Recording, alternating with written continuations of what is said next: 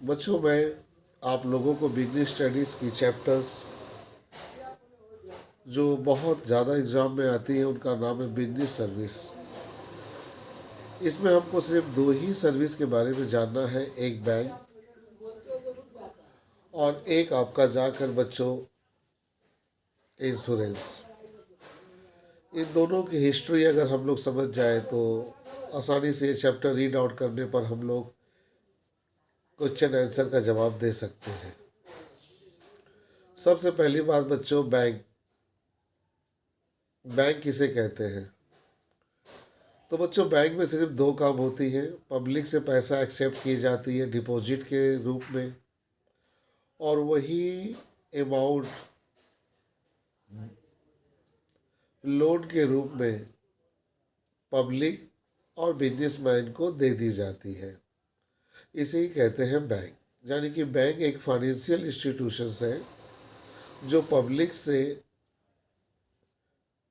Amount deposit लेती है और वही अमाउंट पब्लिक और बिजनेसमैन इंडस्ट्री को लोन के रूप में दे देती है, तो वो हो जाती है बैंक। तो बैंक में आपको दो बातें बहुत अच्छे तरीके से याद रखना है कि एक फाइनेंशियल इंस्टीट्यूशन है और ये पब्लिक से डिपॉजिट एक्सेप्टिंग करती है, पब्लिक से डिपॉजिट लेती है और वही डिपॉजिट अमाउंट पब्लिक, बिजनेसमैन और इंडस्ट्री को लोन के रूप में देती है। हम लोगों को बैंक में के बारे में जो पढ़ना है बच्चों, वो है उसके account. Different types of account to be open in a bank. हम लोग बैंक में कितने तरह के अकाउंट को खोल सकते हैं, और ये वेस्ट बंगाल 12 की सिलेबस में बहुत अच्छे तरीके से आती है बच्चों। तो बच्चों, जनरली हम लोग बैंक में कितने अकाउंट खोल सकते हैं, उसमें सबसे पहला अकाउंट है सेविंग अकाउंट। बच्चों, सेविंग अकाउंट ये सबसे पॉपुलर अकाउंट मानी जाती है, क्योंकि भारत के 80% पॉपुलेशन सेविंग अकाउंट खोलते हैं। ये अकाउंट सभी इंडिविजुअल के लिए है, चाहे वो अमीर हो, चाहे वो गरीब हो, चाहे वो मिडिल क्लास हो। सभी सेविंग अकाउंट में सभी सेविंग अकाउंट को खुला सकते हैं। बस बिजनेसमैन, कंपनी, इंडस्ट्री वो सेविंग अकाउंट नहीं खोल सकते। इनको छोड़कर सभी सेविंग अकाउंट को खोल सकते हैं। सेविंग अकाउंट खोलते समय हम लोगों को कोई आईडी प्रूफ देना पड़ता है। उसमें Aadhaar card, voter ID card, driver licence, ये सभी इम्पोर्टेंट डॉक्यूमेंट जमा करनी पड़ती है और हम लोगों की सेविंग अकाउंट खुल जाती है। जब हम लोग सेविंग अकाउंट खोलते हैं तो उस वक्त हम लोग को सबसे पहले 1000 रुपये अकाउंट में जमा करना पड़ता है। और सेविंग अकाउंट जब हम लोग खोलते हैं बच्चों, तो उस वक्त बैंक की तरफ से हमें कुछ फैसिलिटी दी जाती है। वो फैसिलिटी होती है cheque facility, ATM card facility, इसके अलावा नेट बैंकिंग की सुविधा।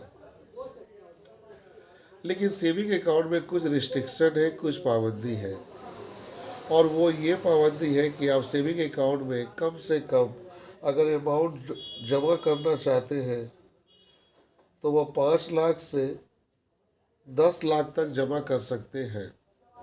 अगर आपका सिंगल अकाउंट है तो आप 5 लाख रुपए जमा करिए, लेकिन अगर आपका जॉइंट अकाउंट है तो आप एक साल में 10 लाख रुपए तक जमा कर सकते हैं।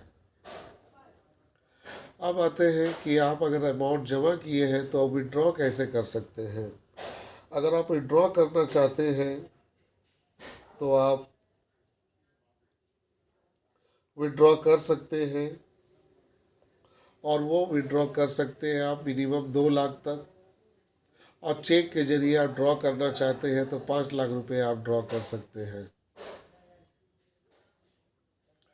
सेविंग अकाउंट की तीसरी सबसे इम्पॉर्टेंट चीज़ ये है कि सेविंग अकाउंट में आपको इंटरेस्ट भी मिलता है, और वो इंटरेस्ट का रेट बहुत कम होता है।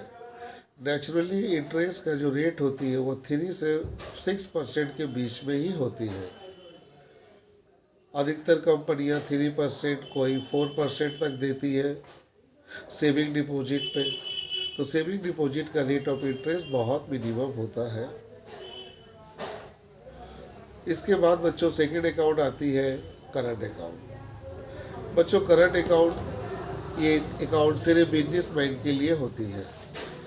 बिजनेसमैन, इंडस्ट्री और कंपनी करंट अकाउंट खोलते हैं। करंट अकाउंट में सबसे पहली इम्पॉर्टेंट चीज़ होती है कि इसमें ओवरड्राफ्ट, बैंक ओवरड्राफ्ट की फैसिलिटी मिलती है। बैंक ओवरड्राफ्ट फैसिलिटी जो बैंक की तरफ से दी जाती है, उसकी जो लिमिट अमाउंट होती है वो बैंक के जरिए फिक्स की जाती है। हर बैंक का ओवरड्राफ्ट फैसिलिटी की जो लिमिट अमाउंट है वो एक जैसी नहीं होती है। सब बैंक की ओवरड्राफ्ट फैसिलिटी की लिमिट अमाउंट चेंज होती रहती है।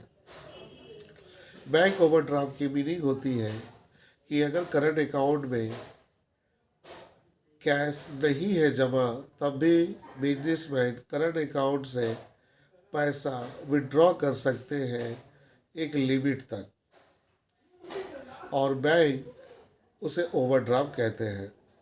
और बैंक इस ओवरड्राफ्ट को शॉर्ट टर्म लोन समझती है बच्चों, और बैंक इस पे इंटरेस्ट चार्ज करती है। इस पर इंटरेस्ट देती नहीं है, इंटरेस्ट चार्ज करती है।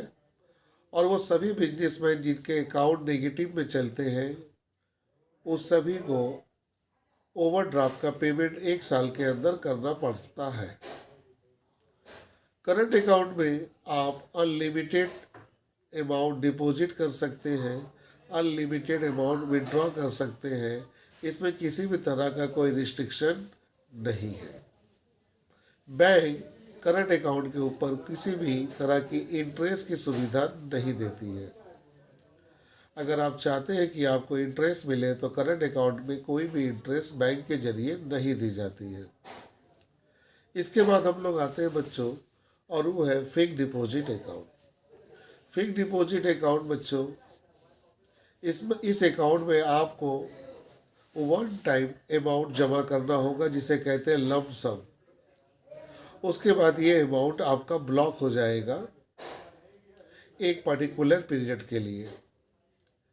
यानी कि इस अमाउंट को आप जमा करने के बाद विड्रॉ नहीं कर सकते हैं जब तक उसकी मैच्योरिटी डेट पूरी ना हो जाए।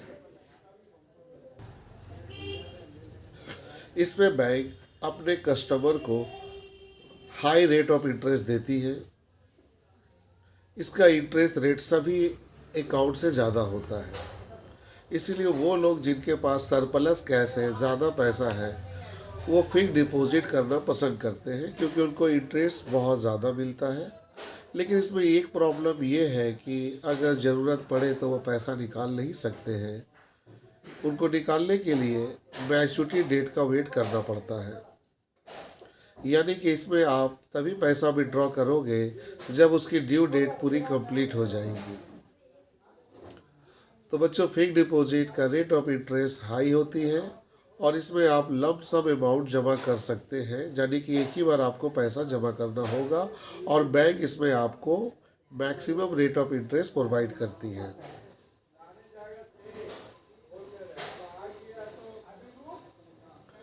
लेकिन बच्चों, ये एक ऐसी बुक होती है, एक ऐसी डिपॉजिट अकाउंट है जिसमें बैंक आपको पासबुक नहीं देती है। ये बात जान के रखिएगा, बैंक की तरफ से इसमें कोई भी पासबुक आपको नहीं दिया जाता है।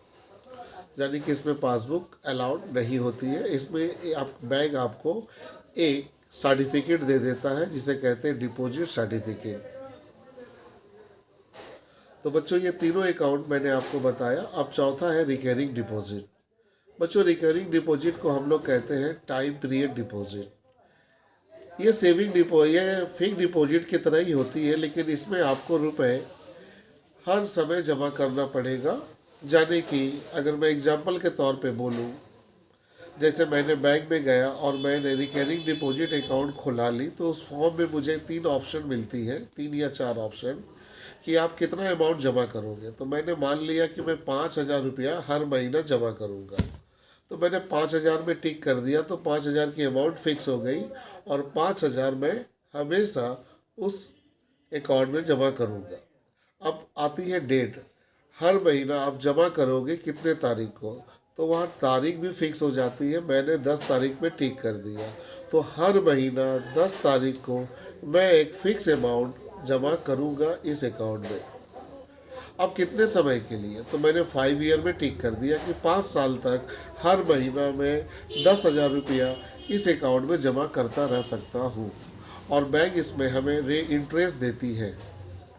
और जब 5 साल पूरी हो जाती है तो मेरी जमी की हुई रकम मुझे वापस मिल जाती है। इसे हम कहते हैं रिकरिंग डिपॉजिट। यानी कि रिकरिंग डिपॉजिट में एक फिक्स अमाउंट एवरी टाइम्स आपको जमा करते रहना है एक पर्टिकुलर पीरियड के लिए, जिसमें बैंक आपको इंटरेस्ट देगी। और जब उसका ड्यू डेट पूरा हो जाता है तो बैंक क्या करता है बच्चों, आपकी रकम जितनी जमा हुई है उसमें इंटरेस्ट के साथ वो आपको अमाउंट रिटर्न कर देती है। तो बच्चों ये है हम लोगों का डिपॉजिट अकाउंट। बैंक में हम कितने तरह के अकाउंट खोल सकते हैं इसकी जानकारी हमने क्लियर कर दी। अब आते हैं बैंक की तरफ से कुछ यूज होने वाले इंस्ट्रूमेंट, जैसे bank overdraft, credit card, cheque, NEFT. ये सब आपको हम बताना शुरू करेंगे बच्चों। पहले आप इसको ध्यान से सुन लीजिए, समझ लीजिए, तब हम चलते हैं बच्चों सेकेंड टॉपिक की तरफ। बाय बच्चों।